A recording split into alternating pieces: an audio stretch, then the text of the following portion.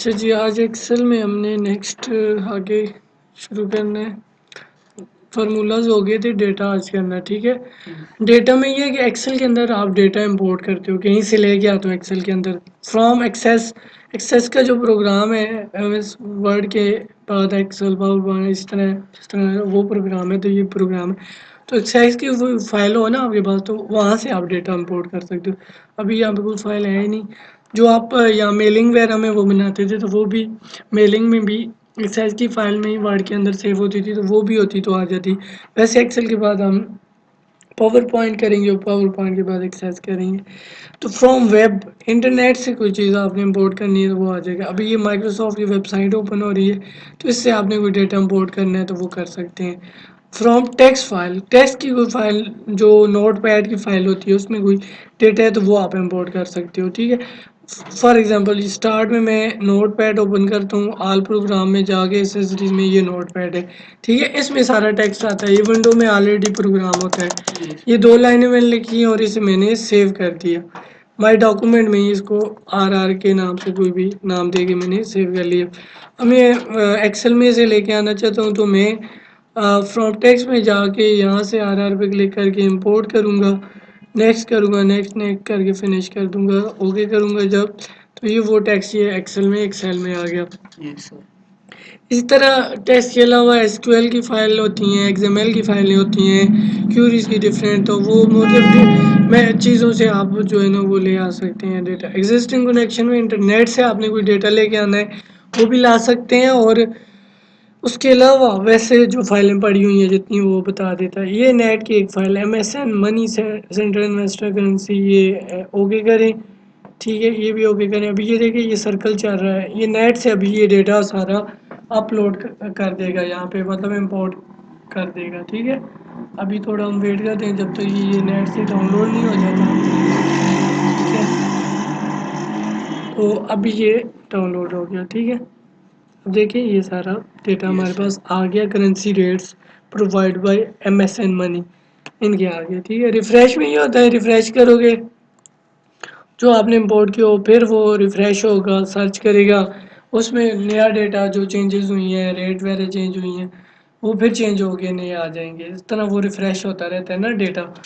اسی طرح کنیکشن میں وہ اس کا اس کے ساتھ کنیکشن ہے، تو کنیکشن جب آپ ریموو کر دیں گے، اوکے کر دیں گے، تو ریفریش پھر کریں گے بھی تو ڈیٹا آپ کا وہ جو ہے وہ چینج نہیں ہوگا، نیٹ سے وہ کنیکٹیڈ نہیں ہوگا. تو اس وجہ سے پراپرٹی میں اس کی ساری ڈیٹیل وغیرہ آ جاتی ہے جو آپ کا ڈیٹا ہوتا ہے. سارٹ آؤٹ وہی اسینڈنگ ڈسینڈنگ آرڈر میں کرنا. ٹھیک ہے، فلٹر یہ ہے کہ یہاں پہ نیم پہ میں فلٹر لگا دیتا ہوں. اب نیم میں نے فلٹر لگایا، اب اس میں کہتا ہوں صرف مجھے اے والے نام چاہیے. اے والے 2 ہی نام تھے، باقی سارا ڈیٹا غائب اور اے والے نام آ گئے. ٹھیک ہے، اس طرح فلٹر یہ کرتا ہے آپ کو وہ ڈیٹا شو کرتا ہے جو آپ کو چاہیے. اس طرح کلاسز ہوں تو 7th کلاس کا اپنے ڈیٹا لینا ہے تو 7th کو ٹک کرو، 7th آل میں سب کو شو کرتا ہے. اور فلٹر آپ بائی کلر بھی کر سکتے ہو. اب اس کلر میں مجھے فلٹر چاہیے تو اس کلر میں یہ سارے کلر تھے تو اس طرح آ گیا.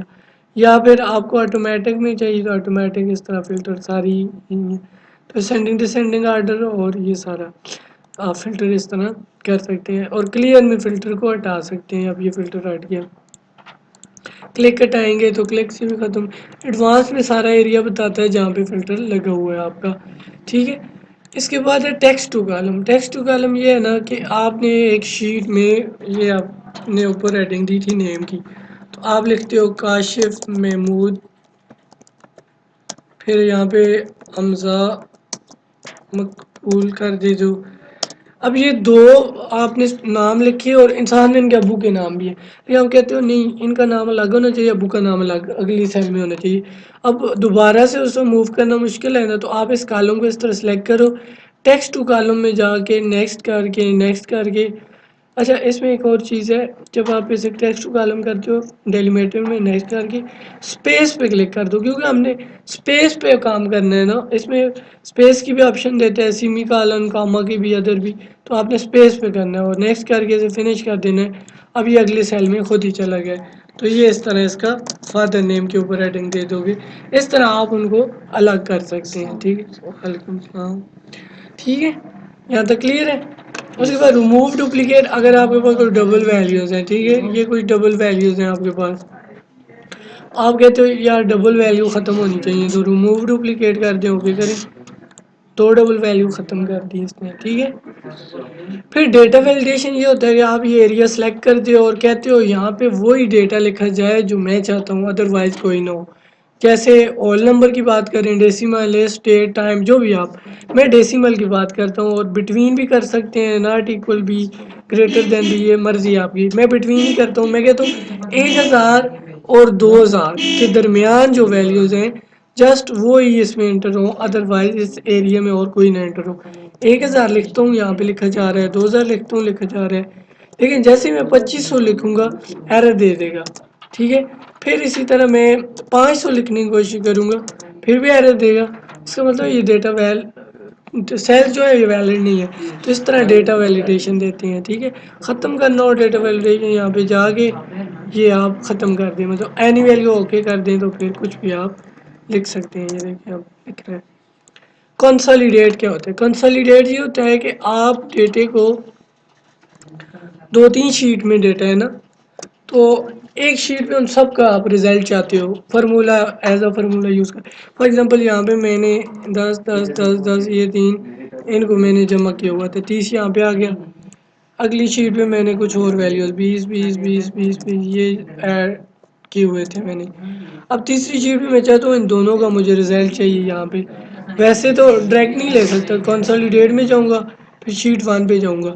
اب یہاں پہ جو رزلٹ ہے، اب میں فنکشن کیا کرنا چاہتا ہوں، سم کرنا چاہتا ہوں، سم کے علاوہ اور بھی فارمولے ہیں وہ آپ اپلائی کر سکتے ہو، میں سم کرنا چاہتا ہوں، اور میں یہاں پہ جا کے اس کو سلیکٹ کروں گا، میں چاہتا ہوں کہ یار جو اس کی شیٹ 1 ہے نا، اس میں مطلب ادھر سے آپ پہلے اس فنکشن کو سلیکٹ کریں گے، اس کے بعد پھر آپ شیٹ 1 پہ جائیں گے، شیٹ 1 پہ جانے کے بعد آپ کو ابھی سم چاہیے یہ ایڈ کرنا ہے، اور شیٹ 2 پہ جا کے اس کو سلیکٹ کر کے اس کو بھی ایڈ کر دیں، یہ دونوں ایڈ ہو گئے۔ اب شیٹ 3 پہ آپ کو جہاں پہ رزلٹ چاہیے نا وہ سیل سلیکٹ کریں اور اوکے کر دیں، اب یہ 90 آ گیا، تو دیکھیں 60 اور 30 90 ہوتا ہے، تو اس طرح آپ نے یہ کنسلٹیٹ کیا۔ باقی ڈیٹا پہ کو انالائز کرنا ہے تو انالیسس آپ کر سکتے ہیں ڈیٹا پہ، ٹھیک ہے۔ اس کو ہم اسکپ کرتے ہیں، ہم نے کوئی ڈیٹا انالائز نہیں کرنا، جسٹ یہ فنکشن ہے وہ میں نے آپ کو بتا دیا۔ باقی ڈیٹا کو گروپ میں کرنا ہے تو آپ گروپ میں جا کے اوکے کر دیں، یہ گروپ میں آ گیا، اس لیے گروپ آپ رو کے حساب سے بھی گروپ کر سکتے ہیں اور کالم کے حساب سے، کالم کے حساب سے اس طرح گروپ ہو جاتا ہے۔ اور R2 میں R2 آؤٹ لائن R2 کر دیتے، ان گروپ میں رو کو ان گروپ کر دیں، کالم کو ان گروپ کر دیں، یہ ان گروپ کر دے گا۔ اور اسی طرح سب ٹوٹل، یہ کیا ہوتا ہے؟ سب ٹوٹل یہ ہوتا ہے نا، فار ایگزامپل یہ آپ کے پاس آپ نے لکھا جی یلو، نیچے بھی یلو لکھا ہے، پھر یلو لکھا، پھر نیچے اورنج لکھ دیا، پھر اورنج لکھا، پھر اورنج لکھا۔ اب ان کی ڈفرینٹ ویلیوز ہیں، 500 ہے، 200 ہے، 100 ہے، اس کی 200 ویلیو ہے، اس کی 300 ہے، اس کی 400 ہے۔ اب اس کو سلیکٹ کر کے آپ کہتے ہو یار یہ خود ہی سب ٹوٹل ان کو ہو جائے، اوکے کر دو، اس کو بھی اوکے کر دو۔ اب یہاں پہ یہ یلو کا ٹوٹل 300 آ رہا ہے اور اورنج کا 900 آ رہا ہے، ان کے ٹوٹل کا ٹوٹل گرینڈ ٹوٹل ہوتا ہے وہ 1200 آ رہا ہے، تو کیا کیا اس نے سب ٹوٹل کر دیا، ٹوٹل کے ٹوٹل کو گرینڈ ٹوٹل میں لے آیا۔ تو اس طرح آپ نے ٹوٹل کے ٹوٹل جمع کرنا ہو تو اس طرح کر سکتے ہیں، یہاں سے یہ منیمائز ہو جاتا ہے، یہ اوپن ہو جاتا ہے۔ تو یہ ہمارا ڈیٹا کا پورا مینیو بار تھا جو ہم نے آفس میں آج ڈسکس کیا، ٹھیک ہے۔